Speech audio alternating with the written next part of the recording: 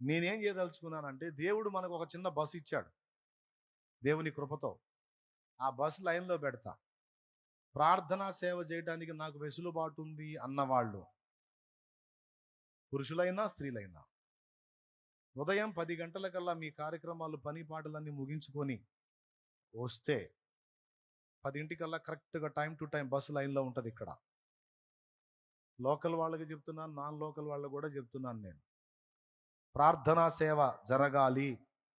ప్రార్థన చేస్తేనే ప్రభు దిగొచ్చేది, ప్రభు దిగొస్తేనే సౌళ్ళు పౌళ్ళు అయ్యేది, పేతుర్లు బంధకాల్లోంచి విడుదల పొందేది.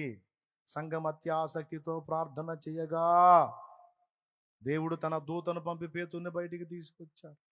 ఏలియా 3.5 ఏండ్లు ప్రార్థన చేయగా ఆకాశము వర్షించలేదు, భూమి తన ఫలము నీయలేదు. అతడు మరలా ప్రార్థన చేయగా ఆకాశం వర్షం ఇచ్చింది, భూమి తన ఫలం ఇచ్చింది. ప్రార్థన చేయగా ప్రార్థన చేయగా ప్రార్థన చేయగా ప్రార్థన చేయగా. ప్రార్థన మన ఆయువు పట్టండి. ప్రార్థన మనకు చాలా కీలకమైన విషయం. సమస్యలను బట్టి సతమతమైపోయి వాళ్ళ మాటలు వీళ్ళ మాటలు లక్ష్య పెట్టదు. మోకరించు. దేవుడు కదిలి కార్యం చేసేంత వరకు, దేవుడే నీ పక్షమున దిగొచ్చేంత వరకు, అది శరీర సంబంధమైన సమస్య అయినా ఆత్మీయ సమస్య అయినా, దేవుడు నీ కోసం దిగొచ్చేంత వరకు, నీ ముఖాన్ని దర్శించేంత వరకు, తన ఆత్మతో నింపేంత వరకు నీ కోసం ఆయన దిగొచ్చి వ్యక్తులతో మాట్లాడేంత వరకు నువ్వు పట్టు విడవక ప్రార్థించు. ఎందులో నుంచైనా విడుదల పొందుతావు, ఏ సమస్యకైనా పరిష్కారాన్ని పొందుతావు, ఎలాంటి జటిలమైన దానికి కూడా నువ్వు రిజల్ట్ చూడగలుగుతావు ప్రభు చిత్త ప్రకారం. ఇప్పుడు ఈ ప్రార్థనా పరులు కావాలి. ప్రార్థన సేవకు వచ్చేవాళ్ళు డైరెక్టే మిమ్మల్ని తోటకు తీసుకెళ్తారు. ఒకవేళ టైం కుదరలే, ఇక్కడ లేట్ అయింది, అడ్రోడ్ సెంటర్లో ఉన్నారు, బస్సు నేరుగా అడ్రోడ్ సెంటర్కి వచ్చింది. అర్థమైందా? అక్కడ నువ్వు విజయ బ్యాంక్ దగ్గర ఉన్నావు, ప్రార్థనా బస్సు, ప్రార్థనా తోట బస్సు అవసరం విజయ బ్యాంక్ దగ్గర ఆపుతాడు.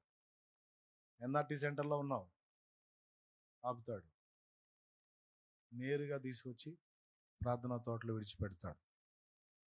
నీకోసం వాహనం, నువ్వు ఎందుకంటే ఆటోలు దొరకట్లేదు, అక్కడ వెళ్ళాలని ఆశ ఉంది కానీ, ప్రార్థనలో గడపాలి అని ఆశ ఉంది కానీ వెళ్ళడానికి వెసులుబాటు లేదు. మరి అటు 2 కిలోమీటర్లు ఇటో కిలోమీటరు ఎడారిలో గుండా వెళ్ళాల్సి వస్తుంది అనే డౌట్ మీకుంటే, ఇదిగో బస్సు లైన్లో ఉంటుంది. ప్రార్థనా సేవకుల కొరకు, ప్రార్థనా సేవ కొరకు, ప్రార్థనా సేవకుల కొరకు ఎవరైనా రావచ్చు బిడ్డలా. గుంపులుగా పెట్టుకొని ఒక ప్రణాళిక ప్రకారం రావచ్చు. లేదు ఈరోజు నీకు అవకాశం ఉంది, 10 నువ్వు లైన్లో ఉండాలి. ఇక్కడ మళ్ళీ 10 దాటితే కష్టం. 10 కరెక్ట్గా నువ్వు రాగలిగితే బస్ ఎక్కి నేరుగా ప్రార్థన తోటకి వెళ్ళొచ్చు. మళ్ళా 10 తీసుకెళ్ళి వదిలిపెడతాడు. మధ్యాహ్నం భోజనం అక్కడే తినొచ్చు, నువ్వు ఫుడ్ కూడా వచ్చింది, తినండి, ఏం ప్రాబ్లం లేదు, తినండి. కానీ ప్రార్థన కావాలి, ప్రార్థన కావాలి, ప్రార్థన కావాలి. మధ్యాహ్నం ఫుడ్ తినేసేయండి, ఖాళీగా ఆ రోజు సెలవు, నీకు ఖాళీ ఉంది, వచ్చేసి ప్రార్థన సేవ చేద్దాం. వచ్చి బస్సు ఎక్కువ, చక్కగా వెళ్ళిపో, ప్రార్థనలో గడుపు. ఆకలైందా, మధ్యాహ్నం ఫుడ్ టైంకి ఫుడ్ వచ్చి తిను. నీ కోసం ఏడు ప్రార్థనలో, నా కోసం ఏడు ప్రార్థనలో, సంఘం కోసం ఏడు ప్రార్థనలో, అన్యుల రక్షణ కోసం ఏడు ప్రార్థనలో, బిడ్డల కోసం కన్నీరు గార్చు ప్రార్థనలో. మళ్ళీ కరెక్ట్గా సాయంత్రం 4 బస్సు వస్తుంది, చక్కగా వచ్చేసి మందిరం దగ్గర దిగు. లేదు ఎన్ఆర్టీ సెంటర్లో నాకు బస్సు లాగుతేనా, అక్కడ దించుతాడు, ఆపుకుంటా వస్తాడు, ఆపుకుంటూ వెళ్తాడు. ఎంతమందికి వినపడింది నేను చెప్పింది? ప్రార్థనా పరులు సిద్ధంగా ఉంటే వాళ్ళని తీసుకొచ్చేదానికి నేను సిద్ధమని ఆత్మీయ బిడ్డ లైన్లో ఉన్నాడు. ఏమంటారు? అవసరమైతే బస్ డ్రైవింగ్ చక్కగా వచ్చిన సీనియర్ని ఇంకొకళ్ళని కూడా మాట్లాడతా, ఇద్దరినైనా పెడతా అవసరమైతే. దేవునికి స్తోత్రం. డ్యూటీలు పెట్టేస్తాను. వెళ్ళాలా, వెళ్ళు. మంచి ప్రకృతి, రమ్యమైన చోటు. స్త్రీల జోన్ డివైడ్ చేశాం కదా, ఆ పాకాలన్నీ అందులోకి వెళ్ళిపోండి, స్త్రీలు అందులో కూర్చోండి. పురుషుల జోన్ సపరేట్ చేశాం కదా, అందులోకి వెళ్ళండి, పురుషులు ప్రార్థనలో ఉండండి. పురుషులు ఉన్నా సరే, ఎందుకు వచ్చావు నాయన, ఏంటి అంటే ప్రార్థనా సేవకు వచ్చాను అన్న, రైట్, ఉండి నాన్న బస్సు వస్తుంది. ఒకవేళ మీరు 20 మంది వస్తే ఒకేసారి వెళ్ళొచ్చు, ఎందుకంటే కనీసం 30 మంది పడతారు దానిలో. దేవునికి స్తోత్రం, హల్లెలూయా. దేవుడు ఇచ్చాడు బస్సు మనకి, దేవునికి స్తోత్రం. ఓకేనా? కానీ గుర్తుపెట్టుకో, రాసుకో, హృదయంలో భద్రం చేసుకో. రోజు డైలీ తీసుకెళ్తాడు, తీసుకొస్తాడు. ఎందుకు? సేవ, సేవ, ప్రార్థన సేవ కొరకు. ఒక రౌండ్ స్త్రీలు 2-3 ట్రిప్పులు వేయాల్సి వచ్చిందనగా 30 ట్రిప్పులు అని వేస్తాడు. మీరు ఉండండి, దేవునికి స్తోత్రం. అదే పని. అయితే వెళ్ళి మళ్ళీ అక్కడ ముసలమ్మ ముచ్చట్లు పెట్టొద్దు. మళ్ళీ పోయి కొంతమందికి అలవాటు అయిన తర్వాత మళ్ళీ ముసలమ్మ ముచ్చట్లు స్టార్ట్ అవుతుంది. ఆ దరిద్ర పని చేయొద్దు. మీకు ఇక్కడెక్కడ ప్రకృతి బాగుంటుంది, అక్కడైతే ప్రకృతి క్లైమేట్ బాగుంటుంది, అక్కడ బాగా వాగొచ్చని కాదు మిమ్మల్ని తీసుకెళ్తాను. సేవ కొరకు, ప్రార్థన సేవ కొరకు. నేను అబ్జర్వ్ చేస్తా, ప్రార్థన చేస్తున్నారా, మీటింగ్లు వేసారని. ఓకేనా? బ్రేక్ టైం ఉంటుంది చూడు, నువ్వు లంచ్ బ్రేక్, ఆ టైంలో నువ్వు ఏదన్నా కాసేపు మాట్లాడుకోవచ్చు, గంట సేపు. అర్థమైందా? ఎన్ని గంటలకి రావాలని చెప్పాను, టైం చెప్పండి. మళ్ళీ ముగింపు ఎప్పుడు? మధ్యలో లంచ్ బ్రేక్ ఉంటుంది. శుభ్రంగా తినండి. ఏంది ఎట్టుంది అనొద్దు. దేవుడు ఏది పెడితే అది తింటాం, ప్రార్థన చేయటమే. దేవునికి స్తోత్రం. ఓకేనా? ఏదో 2 కూరలు ఎత్తారు, అన్నం పెడతారు. ఇక వాళ్ళకి మీ మీద మమత కలిగినప్పుడల్లా, దేవుడు వాళ్ళతో మాట్లాడినప్పుడల్లా ఒక కోడిగుడ్డు వేస్తారు. శుభ్రంగా తినండి. ఇక వీళ్ళు వాళ్ళని లేదు, పెద్ద ఆయన నీకు ఇంటికాడ శీతలు పుట్టింది, ఖాళీ ఉంది, వచ్చాడు కూర్చో, 10 బస్సు పైన ఎక్కి కూర్చో. అచ్చంగా ఆడపిల్లలే ఉన్నారా, వాళ్ళని ఒక ట్రిప్ తీసుకెళ్ళి విడిచిపెట్టి వస్తాడు. మళ్ళీ 2వ ట్రిప్ బస్సు వచ్చింది. 10 గంటల నుండి 11 వరకు వినండి, గంట సమయం. 10 నుంచి 11 వరకు ఎవరు వచ్చినా వాళ్ళని చేరుస్తూ ఉంటాడు అక్కడికి. గంట సమయం. ఆ తర్వాత బండి అక్కడే పెట్టుకొని కూర్చుంటాడు. అవసరమైతే ఆయన ప్రార్థనలో ఉంటాడు, లేదా ఆయనకి నేను అప్పచెప్పిన బాధ్యతలు నెరవేరుస్తాడు. చక్కగా ప్రార్థనలో గడపాలి, హాయిగా చిన్న చిన్న గుంపులుగా తయారవ్వాలి.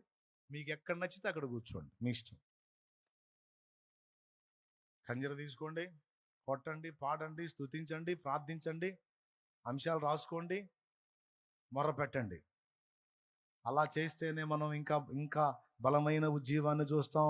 అద్భుతాలు జరగాలి, రోగులు స్వస్థత పొందాలి, దురాత్మ పీడితులైన వాళ్ళు విడుదల పొందాలి, మత ఉన్మాదంతో నిండిన వాళ్ళు మారాలి, పాపపు బంధకాల్లో చిక్కుకున్న వాళ్ళు విడుదల పొందాలి, ఆత్మల రక్షణ కార్యం ఇంకా ఎక్కువ జరగాలి. ఇప్పుడు జరుగుతుంది అరాకొర, ఇది కాదు, ఇంకా జరగాలి.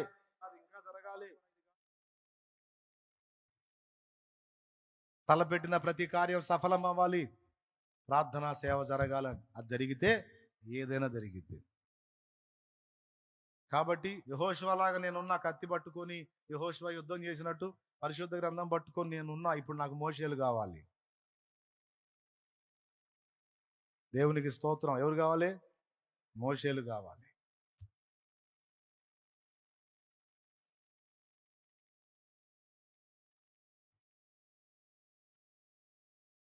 మీరు సిద్ధమా? మళ్ళా ఈ ప్రార్థనా పరుల కోసం కూడా ప్రార్థన చేయాలి. మళ్ళీ ఏడు చెడగొడతాడు సైతాను గాడు. నేను చెప్పేది జోక్ కాదు బ్రదర్. ప్రార్థనా పరులని మళ్ళా శోధించడానికి చూస్తాడు, అందుకని వాళ్ళకి మళ్ళా కంచె వేయాలి. ఆ పని నేను చేస్తా.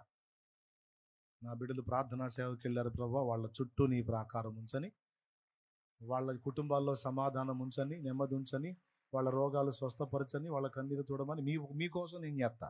ప్రభు చిత్తం. నా కోసం మీరు చేస్తారు, ఎటు కూడా ఇక డౌట్ లేదు. అలా కలిసి మనం ప్రార్థించినప్పుడు యేసయ్య దిగొస్తాడు మన కోసం. భారతదేశంలోకి దిగొస్తాడు, ఆంధ్ర రాష్ట్రంలోకి దిగొస్తాడు.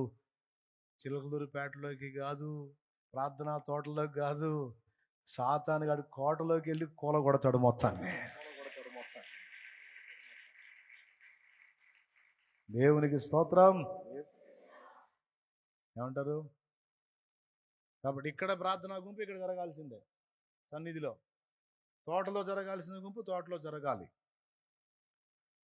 ప్రార్థనలో గడపడానికి ఎవరు సిద్ధమైనా సరే ఎన్నింటికి రమ్మని చెప్పాను? ఏ రోజు నుంచి స్టార్ట్ అవుతుంది? సోమవారం నుంచి ప్రార్థనా పరిచర్య స్టార్ట్ అవుతుంది. సోమవారం నుంచి ఎందుకు లేదా రేపటి నుంచి పెట్టినా మేము సిద్ధమే అంటే రేపే ఉంటుంది బస్సు లైన్లో. మీ ఇష్టం.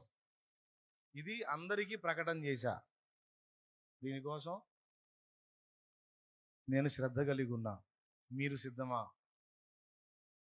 మీరు వస్తే తీసుకెళ్ళి ప్రార్థనా సేవలో మిమ్మల్ని వినియోగించడానికి నేను సిద్ధం. మీరు సిద్ధమా? నాకు దేవుడు కృపనిస్తే, నాకు అవకాశం దొరికితే తప్పకుండా నేను వచ్చి ఒక పూటన్నా గడుపుతానన్నా అని చెయ్యి లేపితే దేవుడు అవకాశం ఇస్తాడుగా. కొంతమంది డౌట్, మాది ఈ ఊరు కాదని అంటే, ఏ ఊరు అయితే ఒక పూట ఖాళీ చేసుకుని ఈరోజు రాలేదైంది, అటు రావాయింది. ఈరోజు వాక్యం వినడానికి వచ్చావు, ప్రార్థనా సేవకు ఒక రోజు పెట్టుకొని రా, ఏందంట? అట్లా సిద్ధం అవ్వాలి, అంతే.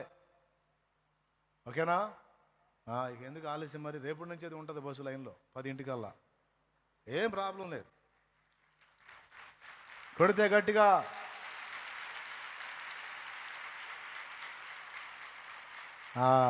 మంచిది, సంతోషం.